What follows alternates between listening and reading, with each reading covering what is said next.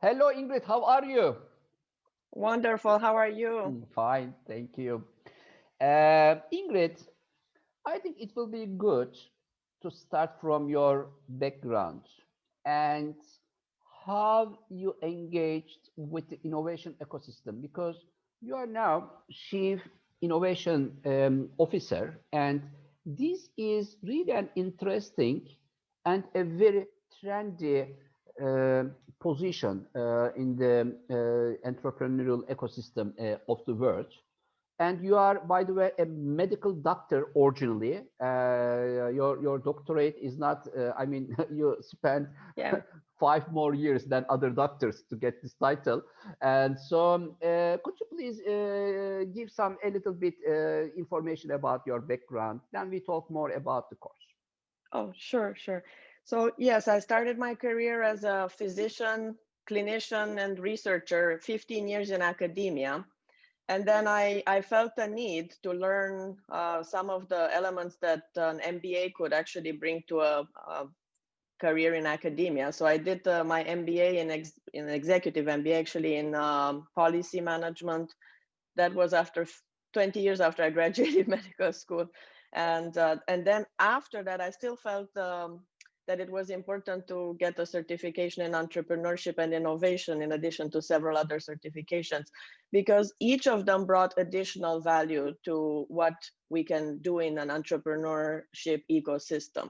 So specifically on the innovation domain, I do believe it's important to understand innovation business models, innovation strategy, and innovation execution, because everybody thinks every innovation is great, but it's not the case. Actually, most innovations fail. So it's really essential for people to understand what changes also in innovation business models, how to adapt to different environments, that not every type of innovation business model fits every industry. So for me specifically, because you wanted us to share, I felt it was really important to understand how to bridge the gap between theory and execution. And then also, because of my various roles that I have, not only in the United States, but internationally, I feel it's important to understand how innovation can fit not only in a legacy organization that might want to incorporate innovation into their existing fabric and into their existing business models, but also then for other organizations to decide if they even want to innovate, or if they prefer to just have a strategic partnership with someone that does only innovation. That's an important decision. And that's something that we're going to also bring about in this course. But that for me was very important to understand, how does innovation fit in another career path? How does innovation fit in a consulting world? How does innovation fit when you're an executive of a large organization? Doesn't matter if it's a governmental organization, if it's an academic center, if it's a corporate environment, because these days, when we look at many companies that are successful, you need to know what to do with innovation, either to partner or to learn how to have your own innovation pipeline, or how to have alliances that will secure that. And last but not least, for me, it was also evident that in this current digital era, to understand how innovation actually also helps and how the complex interplay works between innovation and digital transformation is a competitive advantage, is a must these days. When we look at some of the most successful companies, they all figured out how to keep the pace with innovation around them, at least, even if they did not want to innovate, but at least how to adapt and adjust and be nimble in this highly globalized environment. So I think my career is a great example why a certification in innovation can be helpful to any executive and any professional that wants to be very nimble and versatile, and know how to, when they do consulting, or if they are in an executive leadership position, embed some of these strategic innovation roadmaps into their current other enterprise strategy, which is very important. So that's Ingrid, in a nutshell. Go ahead. this is something. As a matter of fact, you are not just going to teach after reading articles, making research. This is something you are going to lecture, teach after you. I mean, you are a chief innovation officer now, so Yes. you will come to the classroom from your office. Correct. So, uh, what what is the daily life of a chief innovation officer? When I am certified, when I complete this course successfully, what I am expected to do in my career life? So there are three general pathways that someone with this certification can do. If you have the opportunity to work in an organization where you have this role, then you are the one that has to design a strategic roadmap for innovation. You are the one that has to also implement this strategic innovation plan. You are the one that has to decide on how to maintain it and build a sustainable long-term model, because it's not just like you innovate and you're done. It's an ongoing process. It's a never-ending process, and that's a very important part that we're going to emphasize in this course. Innovation never ends. It's not like it's a project and you're finished.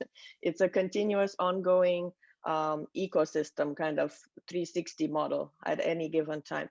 So I think that's one element that I can share with everybody in terms of a role of an innovation officer. You constantly have to scan your environment. You constantly have to see what the competition does. You constantly have to understand what the market forces are that are driving your value chains, right? And all the stakeholders in your ecosystem can very quickly have an impact on your innovation strategy. So you have to be agile, and you have to be willing to take risk. Unfortunately, there's no other way. And you always have to plan ahead. Innovation doesn't happen overnight. So you have to Mhm. plan usually very much ahead and have a constant pipeline with various little stages. I sometimes like to associate it almost with how you grow a nursery, like a right, various plants at very different stages, and you plant multiple little seeds, but you don't know exactly yet which one will grow best, because it's very dependent not only on how you design the strategy, but also how the environment reacts to various elements.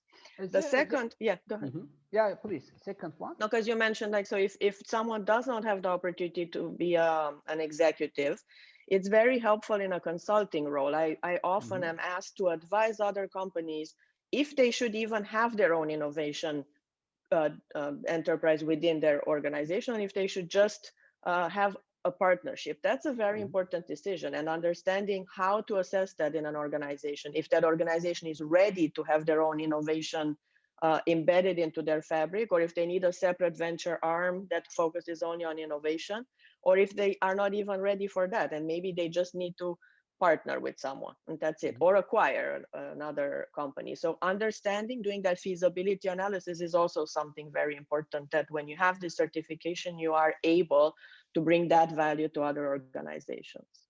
I think it is also important to be an active player, or having more active engagement with the ecosystem.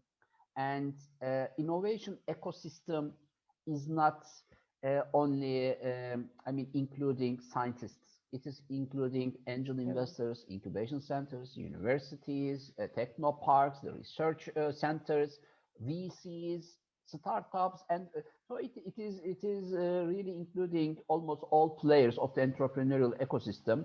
I see that you are the member of the Miami Business Angels as an woman angel investor, also the Harvard Angel Investor Club. You are also the ethics officer of GBA, the government's blockchain association, and also very active in the WBAF's startup committee research center. You are the secretary general of the research center, which is very important. And so I think this is also, what do you advise to participants? Only studying the rules, or studying the rules plus networking? I strongly advise doing the networking too, just studying the rules. And I'm one perfect example where I have a Yeah. lot of certifications, but if you don't interact with the environment and start to understand how everything you learned applies to this ecosystem and to all the stakeholders, I don't think you can achieve long-term success and have an impact, because that's the goal, right? To be purposeful and impactful long-term. And I think what you mentioned is really important, that that all the stakeholders in this ecosystem, you have to learn to interact with them and to start to understand how what you learned applies to each. And that's crucial because many times people feel that if you just get a degree or one certification, it's enough. But I think interacting, yes, with everybody and understanding how to customize whatever you learned from a theoretical perspective, how it translates into each of those stakeholders' daily life and how you can bring value to them and how they can bring value to us. I think what you also mentioned is I will highlight in the course actually is the innovation life cycle, right? We're going to talk in the course about how you can be impactful as a leader at various stages of the innovation cycle, because different stages require different interventions and different strategic planning, right? So if it's an innovation that's scientifically driven, like a technopark or innovation incubator, it's a little bit different than if it's innovation that's in a large legacy organization that has a feeding incubator, right?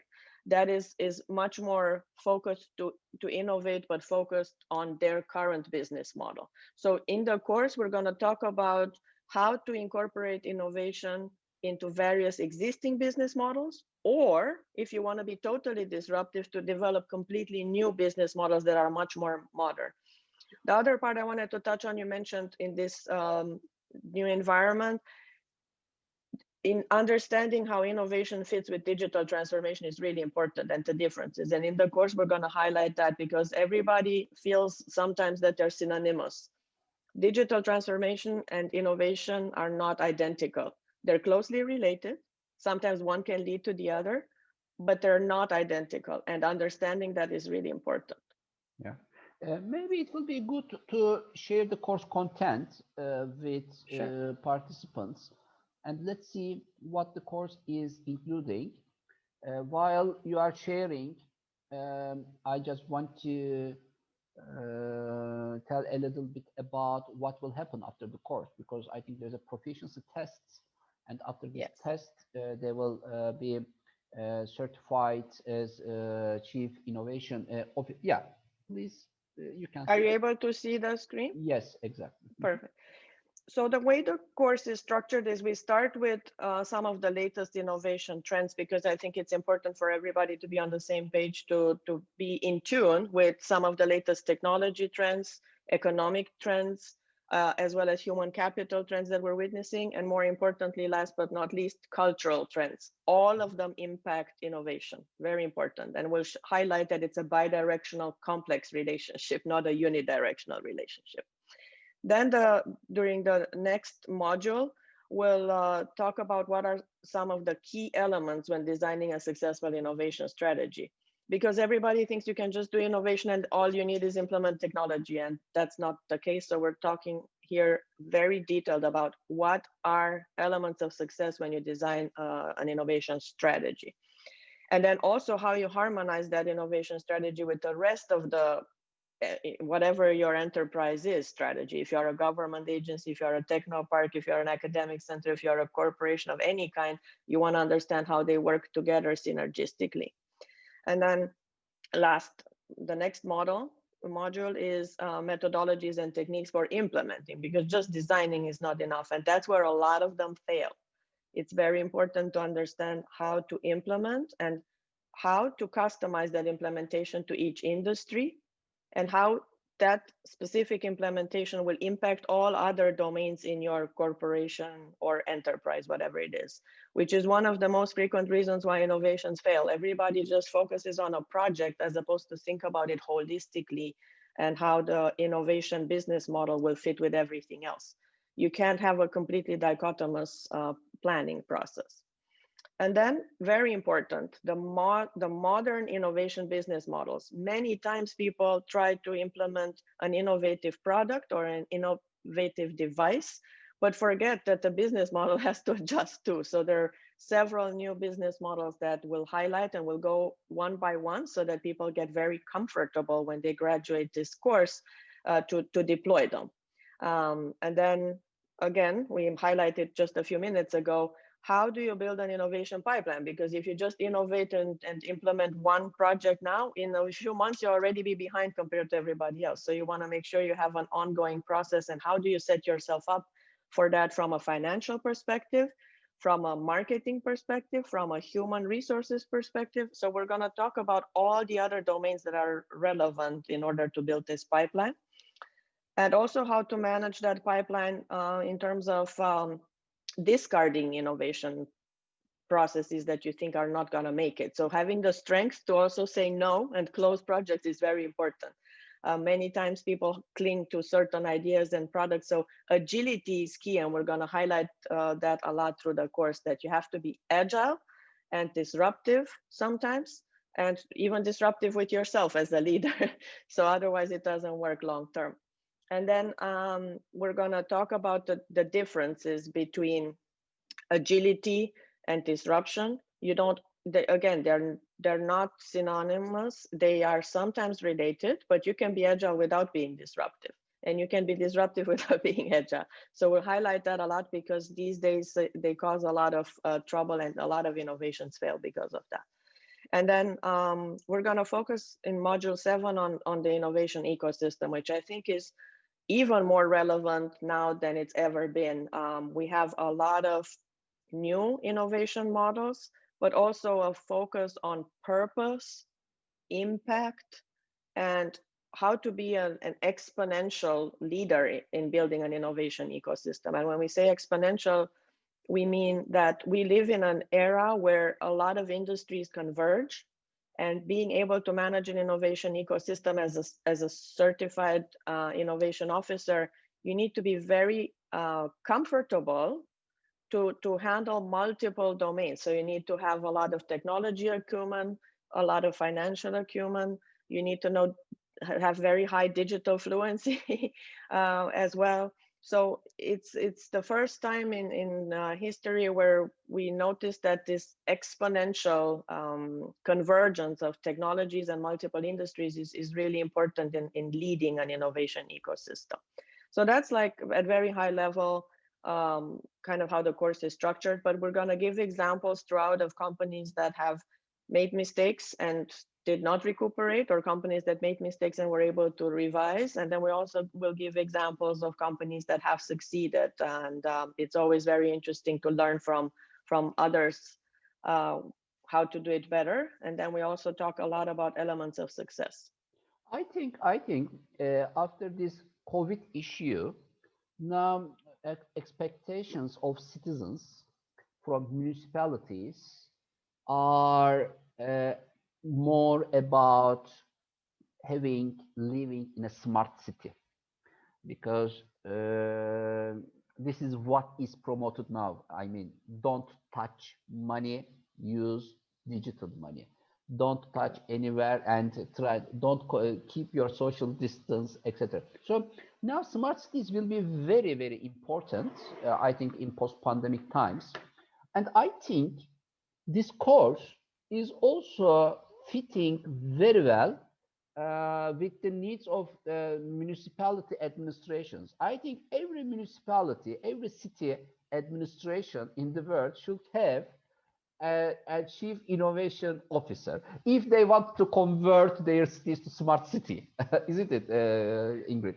Absolutely. And actually, just in the last week, I had five of these examples where I was called to advise on how they can start this planning, because they usually start with one, like a smart device project or a smart building project, or with a smart smart money project, but then they quickly realize, wait, we need to adjust also 15 other things, so it develops into a larger project. And that's a smart city, you could say, is an innovation ecosystem, just a very large one, right? Yeah. So absolutely, smart cities and everything, infrastructure, the devices that we will use, education, right? Everything.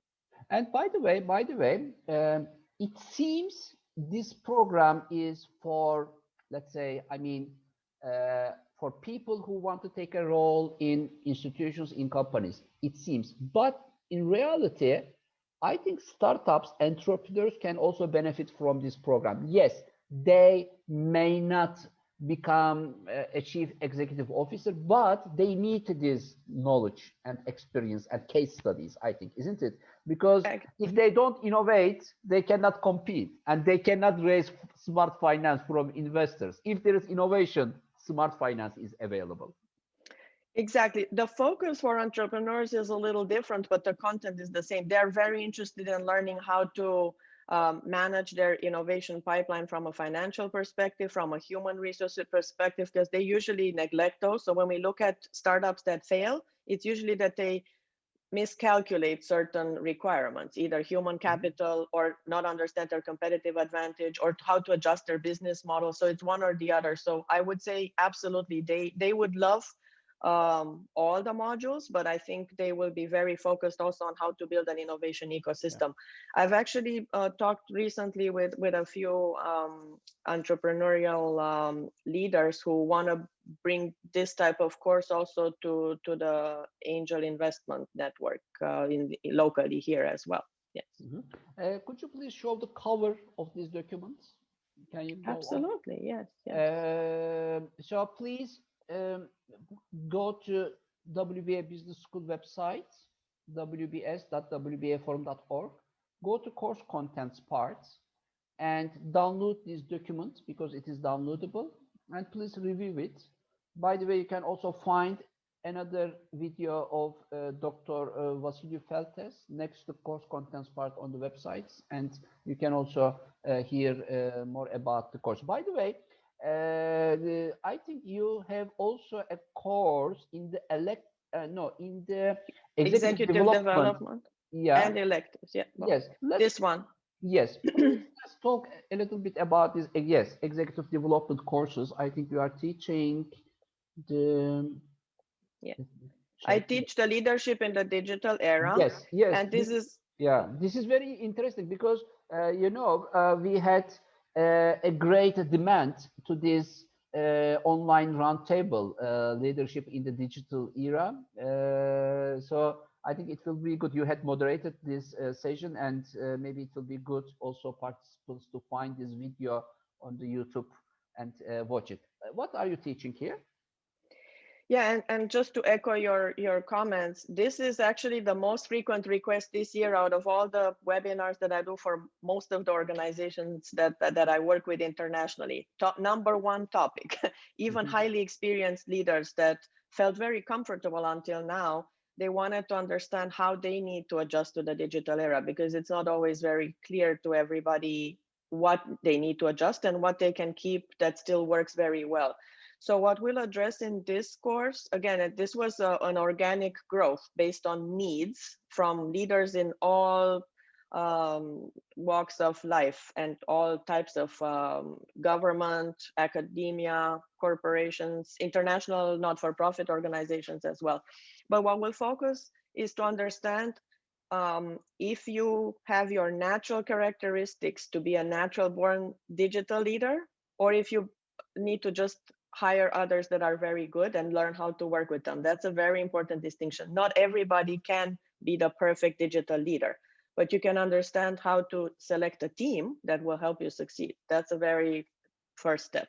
Yeah. The second one then is we talk a little bit about power dynamics, and this is not meant to be a negative term at all. It's meant to show that the environment currently is highly volatile, hyper-connected, globalized, and if you don't understand that all these forces have a direct impact on your leadership style and on your leadership model, you're going to struggle. So many people want to understand how the dynamics of the current environment impact their leadership. So we're going to talk a little bit about that. And then, very important, how have mediation and negotiation techniques changed in the digital era? Because people that felt extremely comfortable before to do mediation and negotiation live and in a non-digital, virtual, highly complex environment, they feel like they need to adjust to this high digitalization and automation environment. And then, again, how to build power networks. That's a very important one too, to understand that there is a strategy between building networks and partnerships and alliances and how do you go about that, as opposed to be just ad hoc or chaotic in your approach, or just emotionally driven. There is a specific strategy that we're addressing here for the digital era, and that's actually a module that most people like a lot. And then we're going to also focus on agile leadership in the digital era, which again is like we mentioned before, in terms of agile has become now incorporated in every domain. It started with a term that was used only in IT, but now you have agile financial management, you have agile human resources, you have agile business operations. So it translated into many other fabrics, including agile leadership.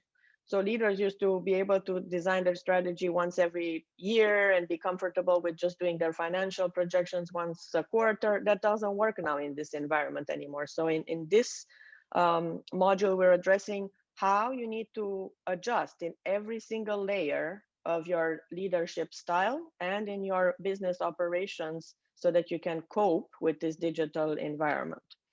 And then the last three are very important. What does purposeful leadership in the digital era mean? Ethical leadership, because that's everything has changed in terms of how we interact with our environment. And some elements, of course, are the same for 3,000 years in terms of core foundational ethical elements. But there are some complexities that the digital era has highlighted and brought about that most leaders are struggling with. And then the last one, which is my favorite, is exponential leadership in the digital era. So we highlighted a little bit about the exponential mindset. And I think that's also one that most people are very interested in. How can you use all the scientific and technological advances and the good things that we're witnessing in the digital era to gain competitive advantage, not only for your organization, but also in your leadership style, so that you can always be ahead of the curve and at the cutting edge of everything that you need to deal with as a business leader. So that's in a nutshell what this course is about. We have only 3 minutes, so could you please also go over elective courses very fastly? Yeah, However, everybody can download these from the documents. Just the names of the courses. Sure. So in the elective courses, I have the opportunity to share, again, a brief version of innovation where we just have like the key elements. It's a more compact version of the certification innovation course, and also business of digital transformation course, which I have to say that's also something that I'm being consulted on a lot, because many business leaders in the whole ecosystem want to understand how you go about digital transformation and how to succeed. So this one, if we look at the modules, is to understand how the global digital economy has shaped our environment right now. And also what are some of the same concept like for innovation? How do you implement a successful digital transformation? What are some of the business models for digital transformation? What are some lessons learned from all those that failed digital transformation? Actually, more than 70% of digital transformations never even get completed. They fizzle out. So we're going to go over all those. And then, of course, very quickly, the last three are some of the essential elements to succeed, which are financial management during the digital transformation, talent management, and how to incorporate some of the agile innovation processes as well as design thinking in digital transformation so that you can succeed. I think digital transformation will be also, I mean, a normal of our new normal. I mean, Yes. it will be once upon a time. For example, total quality management. I remember some 15 years ago, it was very popular. Total quality management. Any company had to complete the total quality management handbooks, etc. So now it is time of digital transformation. But of course, digital transformation is quite different than total quality management. It ended, but this will not end, I think. And this will open the way to even to the smallest companies for a better competition and providing better services for everybody with more affordable prices. Absolutely. And I can share that you mentioned at the beginning, this one I also did for many years. Actually, this occupies the most time. I think this is harder actually than innovation, because sometimes you need to do digital transformation before you can start to innovate, or sometimes you have to do it at the same time. So it's very important to highlight the word, the business of digital transformation, because most people think that just automation or digitization is actually digital transformation, and it's not. So I would highlight to our audience to Yeah. understand that it's the business that's important in this course, to understand how to manage it from all those aspects. Thank you.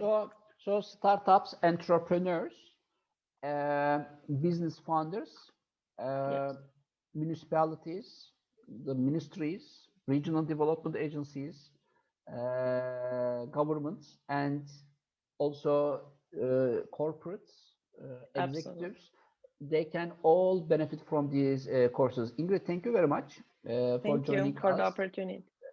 And let's keep in touch. And I invite everybody to visit the website to download these documents. Then please visit the registration part to have an idea about the course prices. Short courses are, of course, more affordable than the long courses. After the certification program, you will have a proficiency test. 150 questions are waiting for you. If you pass these tests, then you will be certified as Certified Chief Innovation Officer by the WVF Business School. And I'm sure you will find a rewarding experience by joining English courses. Ingrid, thank you very much. Thank you. Have a nice day, everybody. Thank you.